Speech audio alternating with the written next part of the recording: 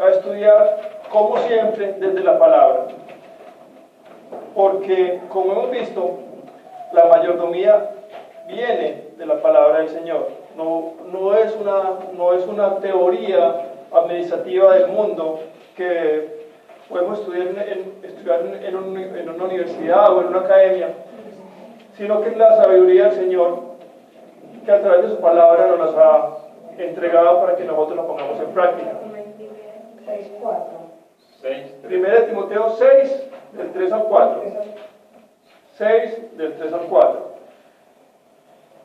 Entonces, les repito, lo que aquí estudiamos viene de la palabra. Nosotros esperamos siempre hacer una correcta exégesis y por eso vamos a autores antiguos, a la sana doctrina y evitamos que la palabra de Dios sea contaminada con nuevas revelaciones o cosas así, pues que no nos llevan a ninguna parte, por lo menos a ninguna parte buena. Entonces empecemos. 1 Timoteo 6, 3, 4. Yo leo en la Reina Valera, en 1960. Si alguno enseña otra cosa y no se conforma a las sanas palabras de nuestro Señor Jesucristo y a la doctrina que es conforme a la piedad, está envanecido, nada sabe y delira acerca de cuestiones y contiendas de palabras. Hasta ahí la cita que vamos a tomar. Atención, la voy a repetir. Si alguno enseña otra cosa y no se conforma a las sanas palabras de nuestro Señor Jesucristo y a la doctrina que es conforme a la piedad, está envanecido, nada sabe y delira acerca de cuestiones y contiendas de palabras.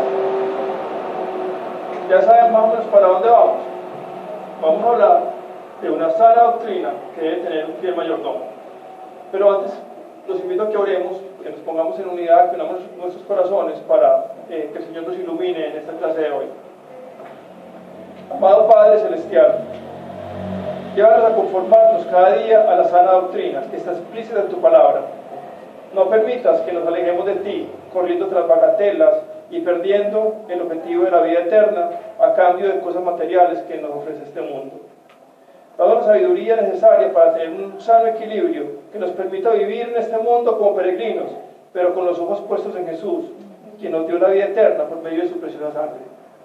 Por favor, capacita al expositor para que pueda enseñar con claridad y verdad, y a los oyentes para que puedan entender cómo ser fiel mayordomos de las riquezas de tu gracia. Amén. Como hemos visto antes, la mayordomía bíblica comienza con Dios y su palabra. Es decir, ya les dije, viene de Dios, no viene de nosotros, no es una teoría humana, viene de Dios y de su palabra. Recordemos, les repito, 1 Timoteo 6:3, si alguno enseña otra cosa y no se conforma a las sanas palabras de nuestro Señor Jesucristo y a la doctrina que es conforme a la piedad, es un hombre que no está sujeto a las Escrituras. Y al derivar todo del carácter de Dios, podemos darnos cuenta de la extrema pecaminosidad del pecado, porque es la antítesis de Dios, tal como podemos verlo en la continuación de este pasaje. O sea, seguimos con 1 Timoteo 6, 4 en adelante hasta el 5. Y dice así: ese hombre está envanecido, nada sabe y delira acerca de cuestiones y contiendas de palabras, de las cuales nacen envidias, pleitos, blasfemias, malas sospechas, disputas necias de hombres corruptos de entendimiento y privados de la verdad, que toman la piedad como fuente de ganancia. Vamos a hablar de esos hombres también más adelante, en el día de hoy. Esos corruptos que toman la piedad como fuente de ganancia. Hermanos, lamentablemente, este pecado en el área financiera está entre nosotros, pues habita en el corazón del hombre. Esto lo notamos porque todavía tenemos conductas pecaminosas en contra de la mayordomía bíblica. Ante el mandato cultural, de dominio cultural, que lo vemos en Génesis 1 y 2, o sea, dominar la tierra y sojuzgarla, el cual fue ordenado por Dios, hemos fallado en todo tipo de mayordomía. De nuestro cuerpo, como la pequeña habitación en la que Dios nos ha puesto, claro, cómo cuidamos nuestra salud, cómo la administramos, cómo nos educamos, cómo cuidamos nuestra mente. Además de que hemos fallado en la mayordomía o la administración de lo que tenemos en el mundo, la naturaleza, cómo la tenemos hoy en día, y aún más de nuestras finanzas. Como este es un universo tan amplio, nosotros nos hemos enfocado básicamente en las finanzas, porque bien podríamos tener un curso de mayordomía acerca de la salud, pero creo que nos tomarían otros 2 o 3 años en hacerlo. Llevamos más de un año aquí y creo que nos falta todavía más de un año para poder agotar pues como lo que tenemos escrito acerca de este tema.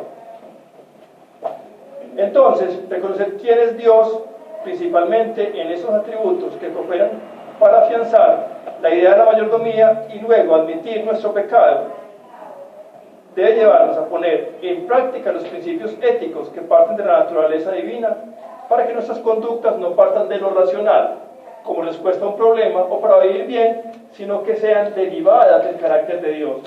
Que nuestras conductas sean derivadas del carácter de Dios y no de lo que nosotros pensamos que es bueno, o lo que piensa el mundo que es bueno. Así los principios de la verdadera mayordomía se desprenden de la ley moral y ética de nuestro Dios y Señor, expresados en los 10 mandamientos, primeramente para con Dios y en los últimos 6 para con nuestro prójimo. Desde esta perspectiva, la correcta mayordomía bíblica parte de honrar con nuestras finanzas, en primer lugar, a nuestro Dios y seguidamente a nuestro prójimo. ¿Lo entienden? Los 10 mandamientos, los 4 primeros son enfocados en nuestra relación con Dios. Los 6 últimos son enfocados en nuestra relación con nuestros hermanos. Asimismo, nosotros en la mayordomía, primero debemos honrar a Dios y después honrar a nuestros hermanos. Pero así como nuestra salvación es por gracia, nuestro caminar en esta tierra también debe ser por gracia. Solo en Cristo podemos experimentar la verdadera libertad de las conductas en contra de la mayordomía bíblica vistas antes. Les voy a repetir algunas de las que hemos visto y que hemos detectado en la Biblia y que hemos visto también cómo combatirlas desde la palabra. Estas son: idolatría, una falsa perspectiva de las finanzas en la Biblia, una visión errada acerca de Dios, no sabemos quién es Dios, la falta de fe, deudas y fianzas. Es fácil para un creyente que no conoce la palabra endeudarse o ser fiador de alguien. Falta de planificación financiera, el no buscar consejo, la injusticia, la deshonestidad con los hermanos, la pereza, la resignación, el resentimiento, la amargura, la inmoralidad sexual, los juegos de azar como la lotería, chance, casinos, etc. Hay un montón de conductas que para el mundo son normales, pero que van en contra de nuestra propia mayordomía, de cómo tenemos que rendirle cuentas al Señor. Pero solo el Señor, esto no es en nuestras fuerzas, hermanos, solo el Señor puede mantenernos alejados de esas conductas pecaminosas, y el resultado es que podemos vivir en libertad siguiendo los mandamientos expuestos en la Biblia, por gracia, no en nuestras fuerzas. El propósito de Dios en esta área es entonces llevarnos de la libertad que Él nos ha dado a la santidad financiera, a través de su palabra. Nos da libertad financiera por medio de que nosotros entendamos el pecado tan grande de ser esclavos de una entidad financiera o de las deudas. El Señor nos libra de eso y después de eso nos lleva a la santidad financiera, es decir, que nosotros podamos tener unas finanzas santificadas para honrar al Señor. Vivir en santidad es ser santos como Dios es santo. Es vivir avanzando en el crecimiento hacia el carácter de Cristo. Para vivir en santidad, aún en el área financiera, sirviendo a nuestro único dueño y amo, el Señor Jesucristo. Somos llamados a ser mayordomos o administradores de lo que Dios nos ha entregado en esta tierra. Y para eso debe forjar en nosotros, sus hijos, un carácter piadoso, a semejanza de Cristo, y según las Escrituras, desarrollando unas características que nos conduzcan hacia una mayordomía bíblica, como se desprende de 1 Timoteo 6, que hemos estado leyendo, pero vamos a seguir con versículos del 6 al 8. Entonces ahí mismo donde estamos, 1 Timoteo 6, seguimos con el versículo 6 hasta el 8. Pero gran ganancia es la piedad acompañada de contentamiento, porque nada hemos traído a este mundo y sin duda nada podremos sacar. Versículo 8. Así que teniendo sustento y abrigo, estemos contentos con esto. 1 Timoteo 6, del 6 al 8. Entonces la pregunta a resolver hoy es: ¿cómo podemos llegar a tener el carácter piadoso de un fiel mayordomo de las finanzas del reino de Dios? ¿Cómo?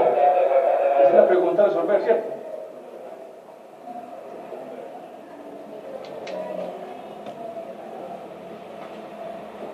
Los veo un poco sorprendidos, ¿o cómo vamos?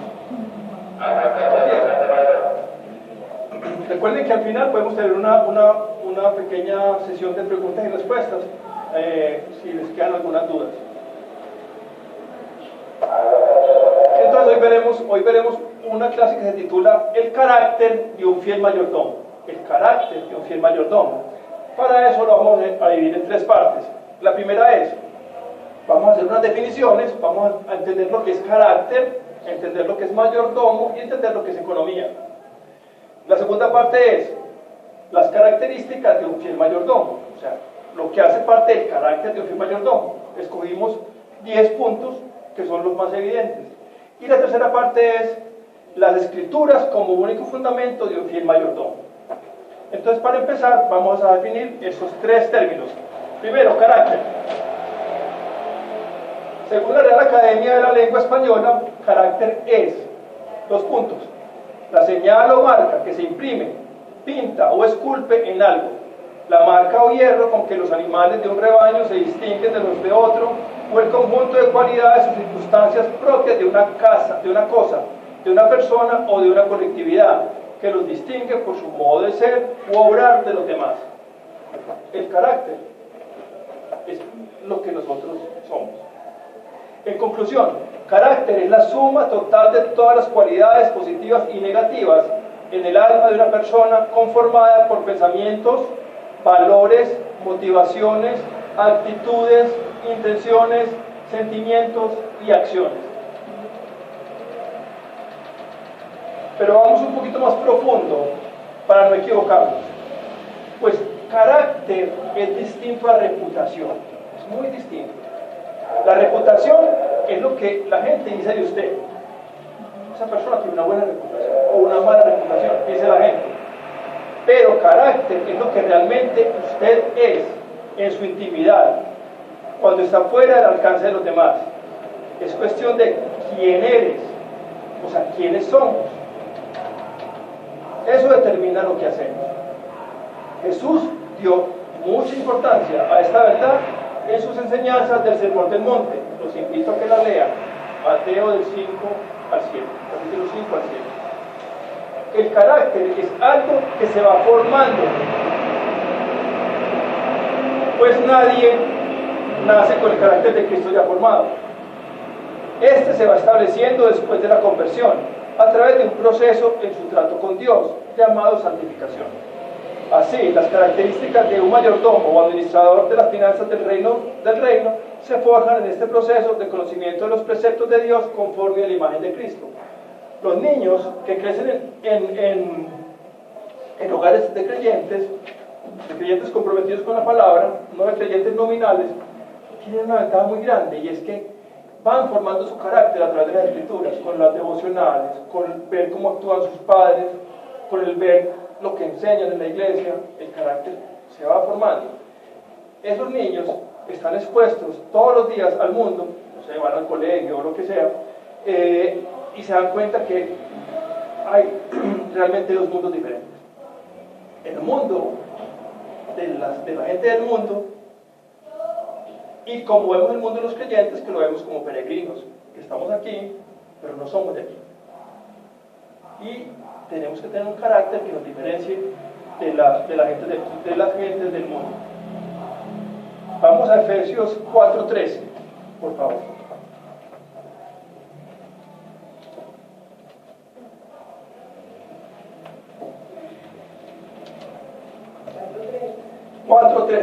Efesios 4:13.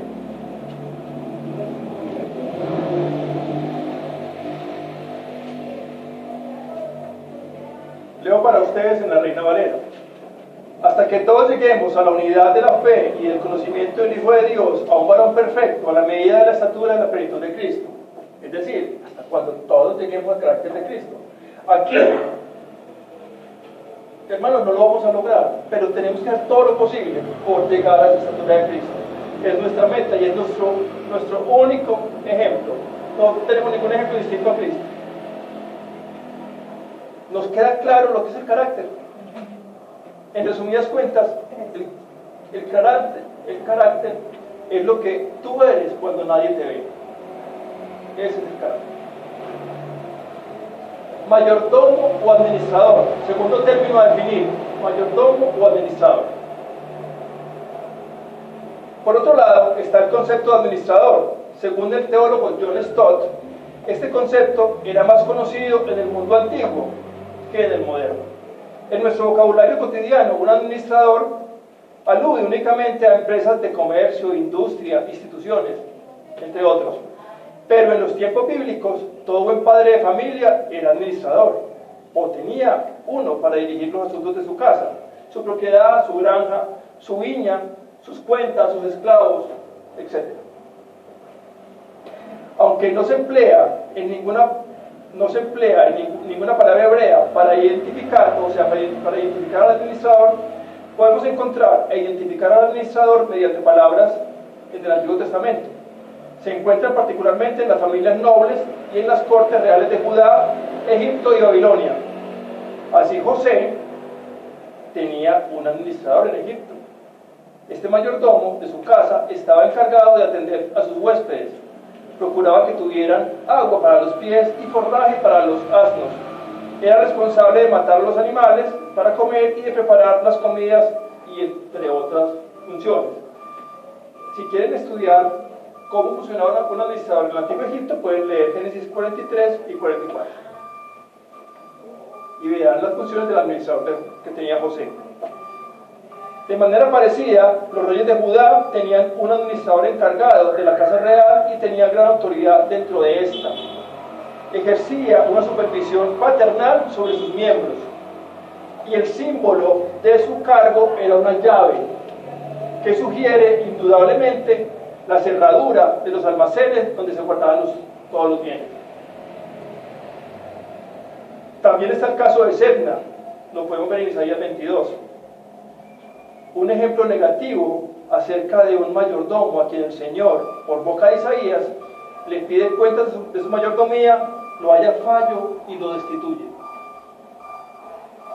En la corte del rey Nabucodonosor, en Babilonia, el jefe de los eunucos puso a Daniel y a sus 3 compañeros al cuidado de alguien llamado Melizar. Probablemente esta palabra, más que un nombre propio, indica un cargo como superintendente o mayordomo. Eso lo encontramos en Daniel 1. En el Nuevo Testamento también encontramos ejemplos. Herodes Antipas tenía un administrador en la corte, un hombre llamado Chuza, cuya esposa Juana era discípula de Jesús y le servía de sus bienes. Lo vemos en Lucas 8. Además, el escenario de varias parábolas de nuestro Señor Jesucristo está situado en casas grandes, en las que el administrador ocupa una posición de responsabilidad. En la parábola de los obreros de la viña, el propietario ordenó al administrador que pagara sus salarios a los obreros, Mateo 20. Mientras que el mayordomo infiel, empleado por un hombre rico, estaba acusado de disipar los bienes de su señor, en Lucas 16. El administrador debía ser, evidentemente, una persona muy responsable, que ordenaba las provisiones, administraba los gastos y daba cuentas a su amo. Era realmente la mano derecha del Señor, en quien él confiaba y quien administraba todos sus bienes. Pero hoy, los varones nos hemos olvidado de administrar fielmente lo que el Señor ha puesto bajo nuestro cuidado. Son muy pocos los que se toman en serio esta función y simplemente ven pasar el dinero de un lado para otro. Y además descuidan las labores de mantenimiento y conservación de los bienes que el Señor les ha entregado. Realmente, hermanos, no es un buen testimonio llegar a la casa de un creyente y ver que la casa está caída, sin pintura, la puerta no cierra, pues no sé. buen administrador cuida de todas las cosas que el Señor ha para su cuidado. El tercer término que vamos a leer, que vamos a estudiar o que vamos a definir es economía. Y vamos a recurrir a la definición de R.C. Sproul Jr. Él dice: la economía es una disciplina científica que se aplica a las decisiones de la vida cotidiana. Es la toma de decisiones del hombre en cuanto a cómo utilizar mejor recursos limitados con el fin de ser un buen administrador ante los ojos de Dios. Por lo tanto, la economía es el estudio científico de cómo Dios ordenó el mundo. La verdad es que Dios creó la economía para ayudar al hombre a ser mejor mayordomo de su creación. Porque un mayordomo es aquel que bajo la autoridad del propietario administra bien su propiedad para el beneficio del dueño. Podemos agregar que la palabra castellana economía proviene de dos vocablos griegos, oikos y nemo. Oikos, nemo, economía. ¿Qué significa? Oikos significa casa y nemo significa administración, o sea, la administración de la casa. Oikos, nemo, economía. Es por eso que antiguamente a la oficina de administración se le llamaba el economato. Los antiguos españoles hablaban del economato, el lugar donde administraban las cosas. Aunque hoy ese término es más usado para denominar un almacén establecido para una empresa o institución para vender entre sus empleados un producto a precio más barato. Es como una derivación, pero economato primeramente era la administración. Desde esta perspectiva merece citarse la definición de oikonomos que da el diccionario de Living y Taylor. Administrador de una casa o de los asuntos de una casa, especialmente mayordomo, administrador, director, superintendente, a quien el señor de la casa o propietario ha confiado la administración de sus asuntos, el control de los ingresos y de los gastos, y el deber de distribuir la parte correspondiente a todos los siervos e incluso a los hijos que todavía son menores de edad. La descripción de esta estructura social en las Sagradas Escrituras es tan familiar para el pueblo de Israel como para la Iglesia del Nuevo Testamento, y nos ilustra lo que Dios ha establecido para su familia en la tierra. La función de mayordomo o administradores, delegados, que tenemos los creyentes, parte del proceso de santificación, es decir, vivir en rectitud en todo lugar y circunstancia, obedeciendo a Dios en amor y transparencia y pureza en todo lo que hacemos. Recuerden que 1 de Pedro 1:15 dice: sino como aquel que os llamó es santo, sed también vosotros santos en toda vuestra manera de vivir. Es decir, para ser unos buenos administradores tenemos que santificar toda nuestra manera de vivir, para administrarlo según el Señor, según lo que el Señor ha mandado. Es indispensable aclarar que el progreso de nuestro carácter hacia la estatura de Cristo, es decir, este proceso de santidad, se consolida por su obra en el creyente. Nos conformamos a la imagen de Dios y buscamos agradarlo y amarlo, tan solo porque Él nos amó primero. Hermanos, este tema de la administración es muy importante, no solo para nuestro crecimiento espiritual, sino para el avance del reino celestial en esta tierra. Por eso debemos estudiar más a fondo las características de un fiel mayordomo, de las riquezas de la gracia de Dios. Entonces pasemos al segundo punto. Habiendo definido los términos de economía, mayordomía y carácter, podemos pasar a las características de un mayordomo o administrador de las riquezas de la gracia del Señor. Habiendo entendido qué es un mayordomo desde las Escrituras, pasamos ahora a reconocer las características que deben identificarlo. El amor a Dios por su obra salvífica en nuestras vidas es la única razón y el único aliciente o motivación para desarrollar estas características en nuestras vidas. Atención, hermanos, nosotros no somos salvos por ejercer una buena administración, sino que caminamos en estos principios por pura gracia, porque ya somos salvos. La obra salvífica y justificadora de Cristo debe producir en nosotros ser buenos mayordomos o administradores de su creación. Así que enfatizaremos continuamente en esto de aquí en adelante.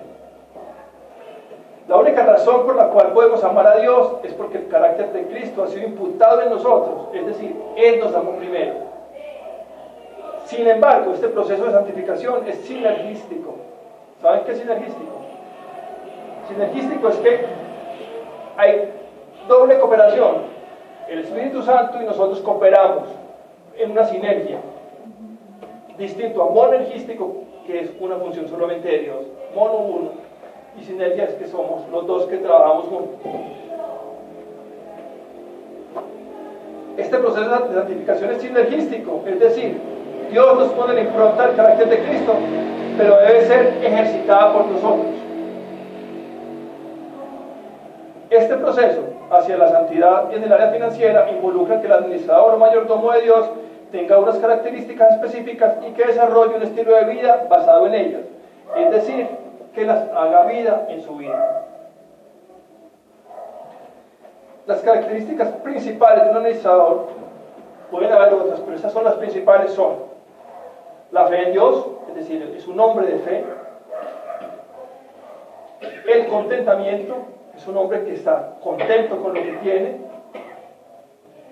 Es un hombre que no es esclavo de las deudas, es decir, si tenía deudas las pagó y no se ha vuelto a endeudar y permanece libre de deudas. El cuarto es ser un buen planificador financiero, que eso lo hemos visto ya en clases anteriores. Estos 4 puntos los hemos visto ya. Si alguien los quiere consultar, los puede ver en el blog de Mayordomía Bíblica, que más tarde les doy la dirección. Y de aquí en adelante vamos a ver las otras 6 características, que son ser un dador alegre, o sea, aprender a dar con alegría. Sexto es saber buscar y escuchar y distinguir consejos. El séptimo es ser honesto. El octavo es ser una persona diligente en su trabajo. El noveno es ser un sabio inversionista. Y el décimo es hacer tesoros en los cielos y poner la mirada en el reino al cual pertenecemos, es decir, el reino de Dios.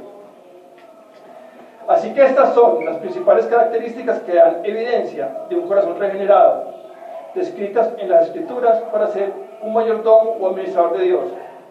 En lo que retomaremos de ahora en adelante, que le puse el título Hacia una mayordomía bíblica, la vamos a desglosar en varias jornadas como la de hoy. Hoy veremos, por ejemplo, dar con alegría. Pero de nada nos sirve si para nosotros las Escrituras no son suficientes. Pues un verdadero administrador debe fundamentarse en las Escrituras y nada más que en las Escrituras. Entonces, de esa manera entramos en el tercer punto: las Escrituras como único fundamento de un fiel mayordomo.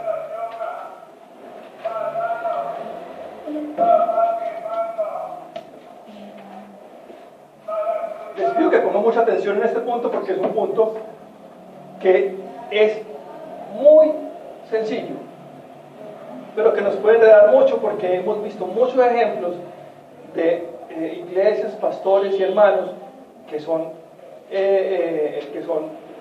piadosos, que son salvos, pero que se salen de las Escrituras al momento de ejercer su pastorado, por ejemplo. Entonces, este tema es un poquito álgido, así que pongan atención, miren bien lo que dice la palabra del Señor y vamos a adelantar.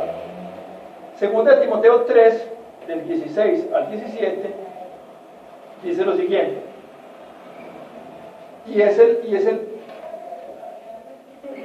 el texto básico para defender la doctrina de la sola Escritura. Segunda de Timoteo 3, 16 y 17, dice: toda la Escritura es inspirada por Dios y útil para enseñar, para redarguir, para corregir, para instruir en justicia, a fin de que el hombre de Dios sea perfecto, enteramente preparado para toda buena obra. ¿Qué le dice Pablo a Timoteo? Le dice: la Escritura es suficiente para que seas perfecto y para prepararte para toda buena obra, no necesitas nada más. Básicamente, esa es la doctrina de la sola Escritura. Es preciso recordar y enfatizar que las Escrituras son suficientes para todo lo concerniente a la vida y la piedad, como principio fundamental de la fe cristiana y consecuentemente de la vida práctica de un fiel mayordomo del Señor. Decir que las Escrituras son suficientes significa que la Biblia contiene todo lo que necesitamos para equiparnos para una vida de fe y servicio. Entonces, vamos a ver qué significa suficiente. La Real Academia de la Lengua Española define suficiente como: es exacto para lo que se necesita. O una segunda acepción es apto o idóneo. Es decir, suficiente significa que no se necesita más. Es suficiente. Es claro. Si como creyentes realmente aceptamos la doctrina de la suficiencia de las Escrituras y hemos entendido lo que realmente significa suficiente, no necesitamos de ideas o prácticas consideradas antibíblicas o extrabíblicas. Las prácticas antibíblicas o extrabíblicas son prácticas que no están en la palabra, pero las antibíblicas van en contra de la palabra, y las extrabíblicas es que la palabra no dice si sí o si no, pero no está en la palabra. Vamos a definir qué es una práctica antibíblica. Es decir, lo que va en directa y clara oposición a las Escrituras, que incluye aquellas cosas que sí están registradas en las Escrituras, pero que son claramente expuestas en un sentido negativo, por lo cual nunca debemos imitar. Es todo aquello que está en contra de lo que la Biblia enseña y por lo tanto atenta contra la doctrina. Cuando alguien añade una doctrina que no está en la Biblia, está cometiendo una herejía. Una herejía es una adulteración de la verdad, y esto es muy peligroso, pues como la levadura, una pequeña porción leuda toda la masa. De la misma manera que un predicador puede exponer con un 95% de verdad y solo un 5% de herejía, al final todo estará contaminado. Así es el trabajo del enemigo.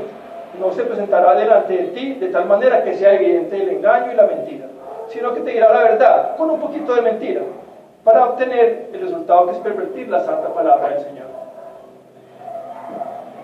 Les traigo un ejemplo muy común en nuestros días, y es la enseñanza o predicación de mujeres. Puede que prediquen muy bien, aparentemente, sin ningún error doctrinal. Puede que tengan la excusa de que no hay hombres que lo hagan. Puede que tengan un buen dominio del idioma y el diccionario, y una excelente capacidad para transmitir y enseñar. Pero el solo hecho de que ella haga lo que el Señor prohíbe, la está llevando a una práctica antibíblica, que al final va en contra del avance del reino. En este caso, para esas congregaciones, la palabra no es suficiente, pues se requiere ir más allá de la palabra para completarla. ¿Es clara la definición? Más o menos. Bueno, ahora vamos a ver la segunda parte, las prácticas no bíblicas o extrabíblicas. Estas son, a mi parecer, de más cuidado, pues algunos las toman como neutras y son aquellas que no están registradas en la palabra, y es lo que la Biblia no prohíbe, pero tampoco avala, tampoco pide. Para redondear la idea, lo extrabíblico es aquello que la Biblia no dice de una forma clara, pero tampoco lo niega o lo contradice. Son acciones y costumbres que no cuentan con un sólido respaldo bíblico, pero tienen alguna lógica en lo humano, y muchas veces son acciones que se han vuelto costumbres. Sin embargo, existe un grave peligro cuando se ignora el principio de la sola Escritura, pues será el hecho de que algunas costumbres se convierten en doctrina, y su práctica continua se impone como un principio fundamental dentro del culto y de las directrices de la Iglesia. Es importante entender que lo extrabíblico no se puede establecer como un parámetro continuo en el quehacer de la Iglesia, ni imponerlo como un dogma de fe. ¿Qué pasó en la Reforma cuando Lutero inició este movimiento? Bueno, lo siguió porque antes estaban John Hus y otros. Simplemente cogió la Escritura y la leyó y dijo: no, es que todo lo otro que hace el Roma no es, eso no es, y sacudió todas esas prácticas bíblicas. básicamente estamos ante lo mismo, porque la iglesia cristiana se ha llenado otra vez de un montón de prácticas que no son bíblicas, que aparentemente sirven para la base de la iglesia, pero que al final nos daremos cuenta que no funcionan, que si no están en la palabra, pues ¿para qué las hacemos? En realidad, la realidad demuestra que muchas costumbres y prácticas extrabíblicas se han impuesto hasta convertirse en ministerios de algunas congregaciones, contradiciendo muchas veces verdades bíblicas trascendentales. No es que sean malas ciertas costumbres, sino que al imponerse como normas de conducta de forma radical, sin tener un claro respaldo bíblico, las congregaciones se van degradando y alejándose cada día más de la voluntad de Dios. Pues para esas congregaciones la palabra no es suficiente, y debido a eso introducen prácticas no bíblicas a manera de refuerzo en las partes que según ellos la Biblia tiene deficiencias. Es decir, hagamos esto, pero la Biblia no lo dice, no, pero debe ser bueno. Nosotros somos expertos en tener buenas ideas, pero si no está en la palabra, no es una buena idea, se lo aseguro. Como ejemplo están los grupos de jóvenes dentro de la iglesia, las obras de teatro evangelizadoras, la danza profética y muchas otras cosas. Para quienes están acostumbrados a esas prácticas, las ven como algo normal, incluso beneficioso, pero al final esto corrompe la sana doctrina y es el camino a extremos peligrosos. Por eso es importante preguntarnos cada vez que tenemos una idea novedosa, una idea maravillosa para la iglesia: ¿esto es un mandato bíblico lo que estamos pensando? ¿Está en la palabra? ¿El Señor nos ordena hacer eso? Reflexionemos antes y leamos la palabra y después de que tengamos una clara orientación bíblica, tomemos una decisión. Sí lo hacemos porque la palabra lo establece, o no lo hacemos porque la Biblia ni siquiera lo menciona. Sin embargo, si decidimos introducir dicha práctica extrabíblica, pues pensamos que eso no causa daño, debemos saber que de esta manera estamos renunciando a la suficiencia de las Escrituras y que este es un paso que nunca deberíamos dar. Es decir, bueno, en tal iglesia son muy buenos cristianos, pero ellos no creen en la suficiencia de la Escritura. Tienen una zona gris ahí por resolver. Pues según el fundamento bíblico, lo que significa suficiente implica por lógica que no se necesita agregarle nada más a lo ya dicho, independientemente de lo que se le agregue, de que lo que se le agregue sea bueno o malo, por ejemplo un pecado.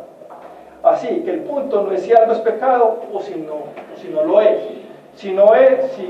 El punto es, ¿realmente las Escrituras son suficientes para nosotros? ¿Sí o no? Ese es el punto. Traigo una cosa muy buena, no está en la palabra. Perdón, es que para nosotros es suficiente, no necesitamos más cosas. Hermano, por favor, piense, reflexione. ¿Para usted las Escrituras son suficientes?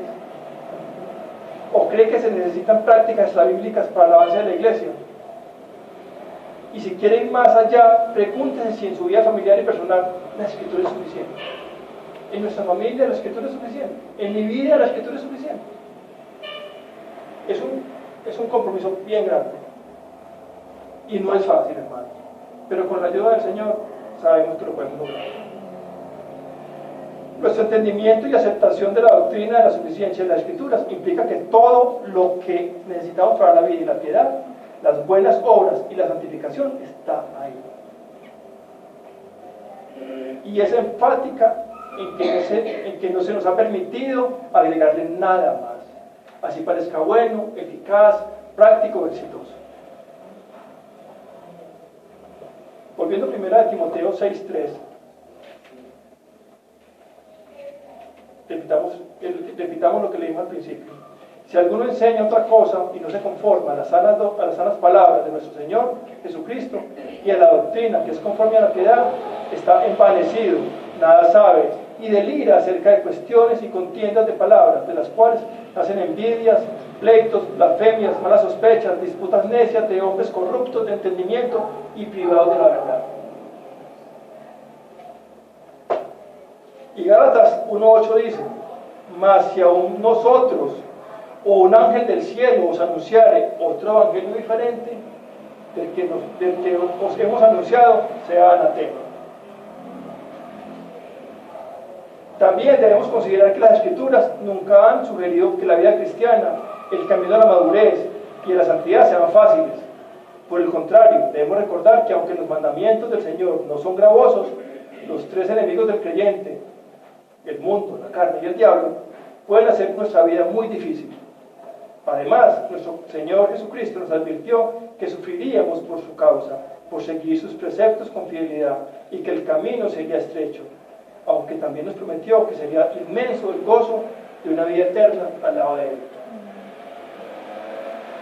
Mateo 7, 13 y 14 dice: entrad por la puerta estrecha, porque ancha es la puerta y espacioso el camino que lleva a la perdición, y muchos son los que entran por ella, porque estrecha es la puerta y angosto el camino que lleva a la vida, y pocos son los que la hallan. Hermanos, no es fácil. La verdad que hemos estado muy contaminados con este tema, pero si volvemos a la palabra, si volvemos a las Escrituras, nos vamos a dar cuenta que el Señor nos ayuda. A veces nos tocará llorar delante de Él, pasarán días difíciles, pero les aseguro, hermanos, que si recurrimos de rodillas al Señor, Él nos ayuda. Él nos ayuda. Porque Él lo que desea es que nos conformemos a su palabra. Que no tengamos nada más que eso. Quiere el Señor que después de haber conocido las características de un mayordomo piadoso y haberlas aplicado en nuestra vida, podamos estar en la presencia del Señor y oír su voz diciendo cuando estemos delante de Él: buen siervo y fiel, entra en el gozo de tu Señor. Vamos a tener unas cortas aplicaciones. En nuestra vida práctica como creyentes debemos estudiar profundamente la Biblia y encontrar en ella las reglas de conducta que el Señor nos ha dejado. Tenemos en nuestro Señor Jesús el mejor ejemplo a seguir. Revisemos nuestra vida espiritual. ¿Tenemos rezagos de prácticas extrabíblicas o peor aún antibíblicas? Roguemos al Espíritu Santo que nos limpie de todas estas prácticas que son lastres, que no nos permiten avanzar más rápidamente hacia la meta final. Por último, amigo, si tú has venido a oír una charla motivacional o para aprender a ser un buen administrador, pero todavía no has entregado tu vida a Cristo, te ruego que corras a Cristo y pidas humildemente por tu alma, la cual está en peligro de perderse. Y si eso pasa, estarás eternamente en el infierno, sufriendo el peor tormento y sin ninguna oportunidad de salvación.